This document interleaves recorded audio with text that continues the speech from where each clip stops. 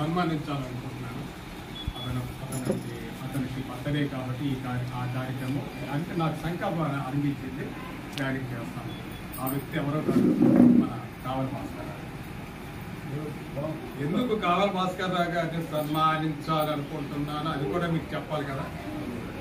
ఏమండి, నిజంగా అతని సహనము, అతని ఓర్పు, అతని పట్టుదల, అతని దీక్ష.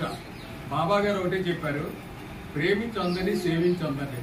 ప్రేమించే సేవించే సమాజాన్ని దానికి ముందు కుటుంబంలో వాళ్ళని ప్రేమించమని చెప్పారు, కుటుంబాన్ని సేవించమని చెప్పారు.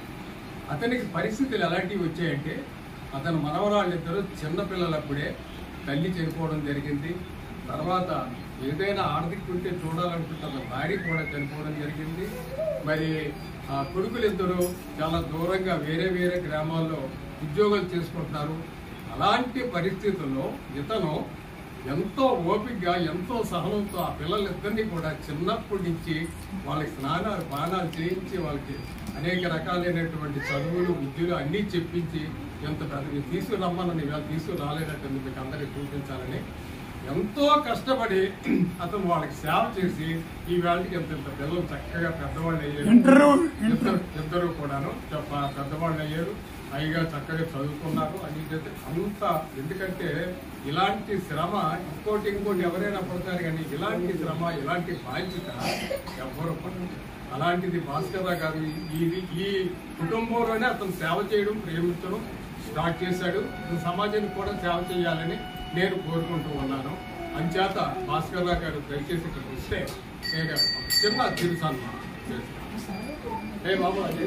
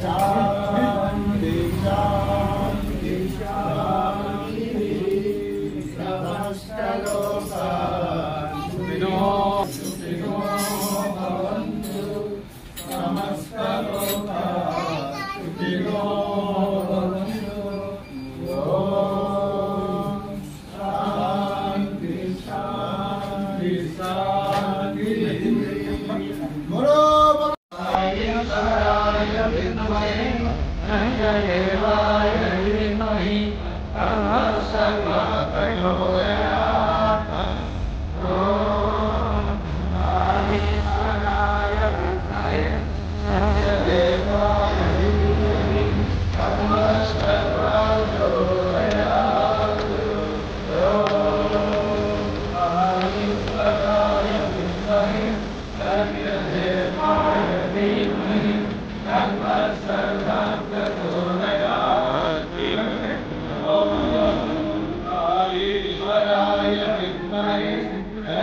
देवाय धीमहि तन्नः सर्वः प्रचोदयात्